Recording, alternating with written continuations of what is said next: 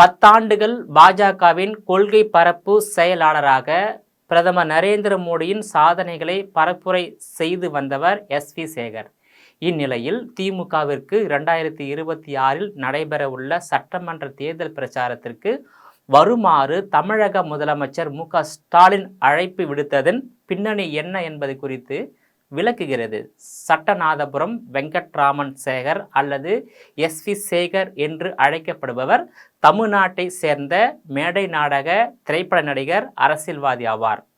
2006ஆம் ஆண்டு நடைபெற்ற தமிழ்நாடு மாநில சட்டமன்ற தேர்தலில் மயிலாப்பூர் தொகுதி சட்டமன்ற உறுப்பினராக அதிமுகவின் சார்பில் போட்டியிட்டு வெற்றி பெற்றார். பிறகு அக்கட்சியிலிருந்து விலகி பாஜகவில் இணைந்து 10 ஆண்டுகள் பாஜகவின் கொள்கை பரப்பு செயலாளராக இருந்து பிரதமர் நரேந்திர மோடி அவர்களின் சாதனைகளை பரப்புரை செய்து வந்தவர் எஸ்.வி. சேகர். இந்நிலையில் எஸ்.வி. சேகரை திமுகவிற்கு 2026இல் நடைபெறும் சட்டமன்ற தேர்தல் பிரச்சாரத்திற்கு வருமாறு தமிழக முதலமைச்சர் மு.க.ஸ்டாலின் அழைப்பு விடுத்துள்ளார். தமிழகத்தின் மறைந்த முன்னாள் முதலமைச்சர் கலைஞர் கருணாநிதி மீதும் என் மீதும் அளவு கடந்த பாசம் வைத்திருப்பவர் எஸ்.வி. சேகர் என்றும், பாசம் என்றால் அரசியல் பாசம் அல்ல, அது கலை பாசம்.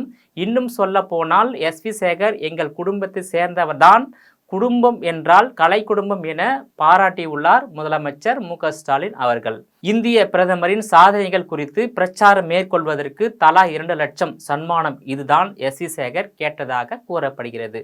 ஆனால் எஸ்.வி. சேகர் திறமையையும் முக்கியத்துவத்தையும் முற்றிலுமாக தமிழக பாஜக புறக்கணித்து விட்டதாக, குறிப்பாக பாஜக மாநில தலைவர் அண்ணாமலை எஸ்.வி. சேகர் விமர்சிப்பது முதலமைச்சர் மு.க.ஸ்டாலினுக்கு மகிழ்ச்சி என்பதற்கு இந்த புகழுரையே சாட்சியாக அமைந்துள்ளது. கட்சிகள் மாறும்போது கொடிகளின் நிறம் மாறலாம், ஆனால் மனிதனுடைய நிறங்கள் மாறக்கூடாது. அதற்கு நம் எஸ்.வி. சேகரை எடுத்துக்காட்டாக சொல்லலாம். ஏனென்றால் எந்த பிரச்சனையாக இருந்தாலும், எந்த கட்சியில் இருந்தாலும் எதையும் துணிச்சலாக சொல்லக்கூடிய ஆற்றல் அவருக்கு உண்டு என்று முதலமைச்சர் மு.க.ஸ்டாலின் புகழ்ந்துள்ளார். மயிலாப்பூரில் அவர் தந்தை வாழ்ந்த தெருவிற்கு அவருடைய தந்தையாரின் பெயரை வைக்க வேண்டும் என்ற அவரின் கோரிக்கையை நான் நிறைவேற்றி இருக்கிறேன். எனவே நான் ஏற்கனவே வைத்த கோரிக்கையை நீங்கள் நிறைவேற்ற வேண்டும் என எஸ்.வி. சேகரிடம் யாசகம் கேட்டு 2026இல் நடைபெறும் சட்டமன்ற தேர்தலில் திமுகவிற்கு பிரச்சாரத்திற்கு வருமாறு அழைப்பு விடுத்துள்ளார் முதலமைச்சர் மு.க.ஸ்டாலின் அவர்கள். சமீபத்தில் தான் எஸ்.வி. சேகருக்கு சென்னை உயர்நீதிமன்றம் ஊடகத்துறை பெண் பத்திரிகையாளரை இழிவுபடுத்திய விவகாரத்தில் சிறை தண்டனை வழங்கியது. நியாயப்படி தற்போது சிறையில் இருக்க வேண்டிய கைதி எஸ்.வி. சேகர். அவரை தமிழ்நாட்டின் திராவிட மாடல் முதல்வர் மு.க.ஸ்டாலின் புகழ்ந்து பாராட்டியதோடு எஸ்.வி. சேகரின் கோரிக்கைகளை நிறைவேற்றி அவரிடம் யாசகம் கேட்டிருக்கிறார். திமுகவின் உடன்பிறப்புகளோ சமூக வலைதளத்தில் எஸ்.வி. சேகரை கழுவி ஊற்றி வருகின்றனர். அவரது பார்ப்பனியத்தை பற்றி விமர்சனம் செய்து அவரை சிறையில் தள்ள துடிக்கின்றனர்.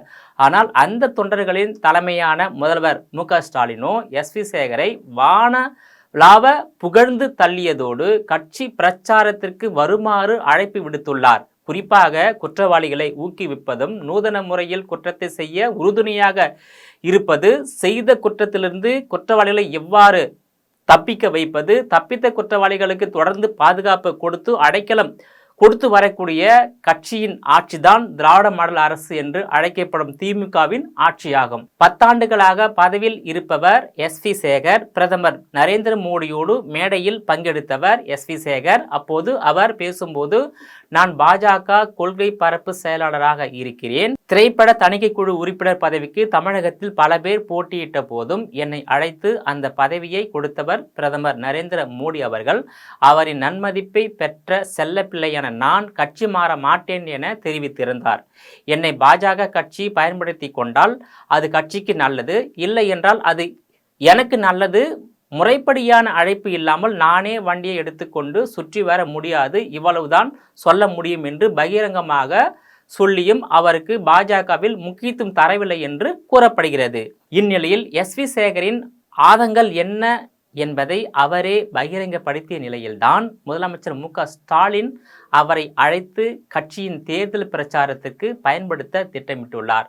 பாஜகவில் கொள்கை பரப்பு செயலாளராக இருந்த உண்மையிலேயே மனு தர்ம கொள்கை பற்றுள்ள ஒரு நபரை திமுகவிற்கு பயன்படுத்த முடிகிறது என்றால் ஸ்டாலின் சொல்வது போல எஸ்வி சேகர் நிறம் மாறாதவரே, திமுக தான் நிறம் மாறிக்கொண்டுள்ளது என்பதே யதார்த்தமாகும். திராவிட இயக்கமாக தன்னை அடையாளப்படுத்திக் கொள்ளும் திமுகவின் தலைமை அதன் அடித்தள கொள்கையில் இருந்து எந்த அளவுக்கு அந்நியப்பட்டு கொண்டுள்ளது என்பதற்கு இந்த நிகழ்வே சாட்சியாகும். இதைவிட அவமானம் திராவிட மாடல் அரசுக்கு வேறு என்ன இருக்க முடியுமா? இது போன்ற கடைந்தெடுத்த சந்தர்ப்பவாத அரசியலை திமுகவில் உள்ள கொள்கையாளர்களும் நிர்வாகிகளும் தொண்டர்களும் அனுதாபிகளும் எப்படி சகித்து கொள்கிறார்கள் என்பதுதான் ஆச்சரியமாக உள்ளது.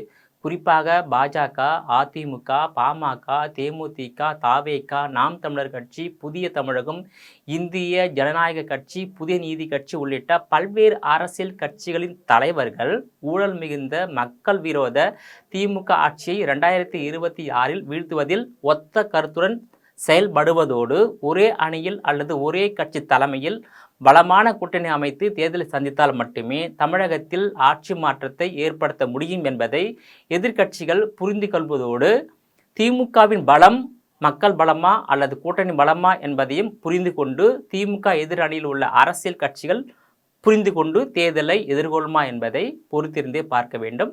நேயர்களே, மீண்டும் இது போன்ற மற்றொரு நிகழ்ச்சியில் சந்திக்கிறேன். அதுவரையில் உங்களிடமிருந்து விடைபெறுவது நான் உங்கள் விஜயபாலன்.